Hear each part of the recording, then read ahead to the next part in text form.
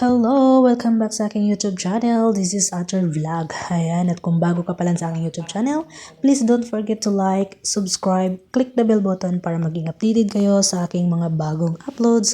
So for this video pala ay magluluto ako or kami pala dalawa ng kasama ko ng banana cake.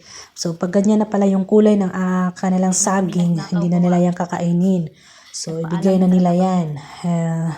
Dahil sayang naman, so nagpaalam kami na gagawa kami ng banana cake. So, okay naman siya dahil hindi naman kami masyadong busy dahil Friday yan. So, ayan, minamash na pala ng kasama ko yung saging. So, ayan, gumamit lang kami dyan ng itlog, baking powder, vanilla, salt, oil, and flour. Siyempre, di mawala yung flour, di ba? So, ayan, minix na niya yung itlog. Dalawang itlog ang ginamit. So, mix niya lang. Nakapost din yan siya kasi pang reels niya daw. So, ayan, nagdagdag kami ng baking powder. Kumbaga, naging 1 tablespoon and a half yan siya kasi tag 1 and a half teaspoon naman yung kada takal niya. So, ayan, minix ng maayos. And then, meron din tayong brown sugar. Kasi naubusan kami ng white sugar. So, brown sugar ang ginamit namin. So, nasa sa inyo pa rin, no? Kung anong gagamitin nyo. So, ayan, minix namin. So, 1 cup pala yung brown sugar na ginamit namin instead of white sugar. So, gumamit din kami ng vanilla. Ayan, 1/2 teaspoon and then 1/3 na salt. Ayan, mix lang natin ng mabuti and then, ayan na. So, naging okay na yun siya. Pwede na siyang i-mix yung ating flour. So, ayan, dinagdag yun na yung flour. Pero take note, may nakalimutan kami dyan. Ano kaya yung nakalimutan naming ilagay? Paki-comment naman dyan. Baka alam nyo kung paano to gawin. Tapos may nakalimutan kaming idagdag. So tara. So ayan na, no? O ayan na. Dagdag kami ng oil. Kasi nakalimutan naming i-mix, no?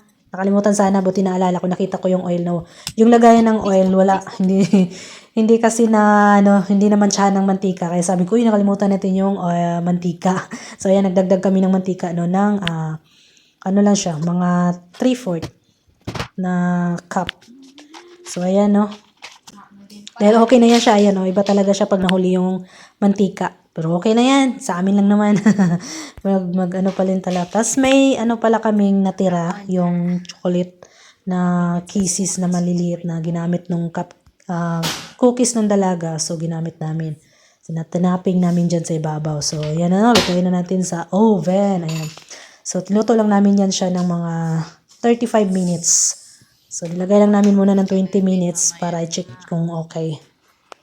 So, ayan, hintay natin. So, ayan, check natin, no? 20 minutes na. Check natin, tingnan natin kung okay ba yung kalabasan niya na nahuli yung mantika natin.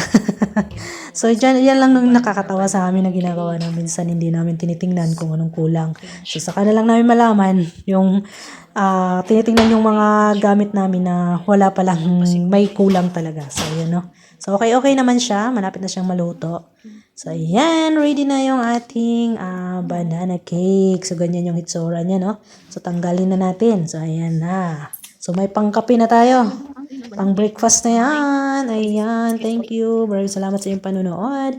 At sana nagustuhan niyo ang video nito. Please don't forget to like, comment, share, paki-subscribe na din. And then, paki-click na din natin bell button para maging updated kayo sa lahat ng aking mga uploads. Thank you. Bye-bye.